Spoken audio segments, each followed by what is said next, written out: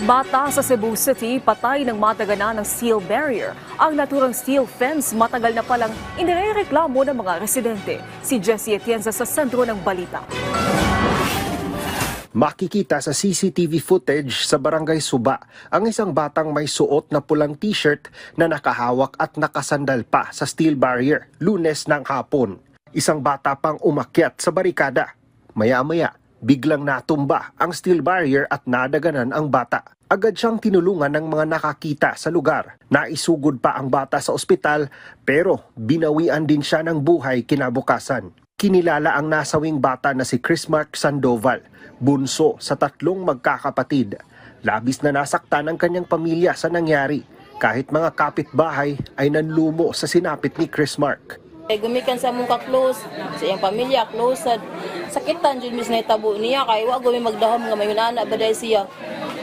Ayon sa mga residente, matagal na nilang inirereklamo ang steel fence sa lugar, lalo't depektoso na raw ito, dahilan para madali itong matumba.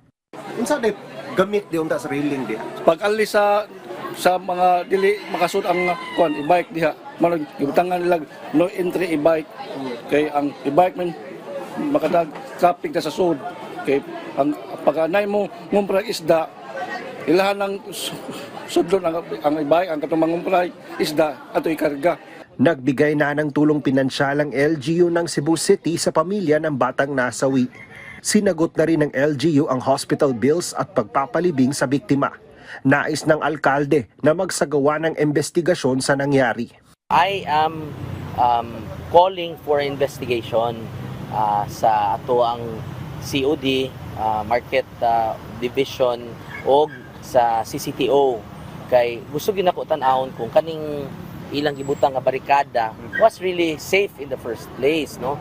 Nga maayo pagkataod kay og dili gali makita gaday nato nga naadyoy negligence on the part of the employees o naadyoy mga empleyado ani nga makakuha gyud og either disciplinary actions, even suspension. Bagamat aksidente ang nangyari, inaasahan na magiging leksyon ito sa lahat na mas maging maingat at mapagmatsyag sa kaligtasan sa mga batang naglalaro sa labas ng kanilang tahanan. Mula sa PTV Cebu, Jessie Atienza para sa Pambansang TV sa Bagong Pilipinas.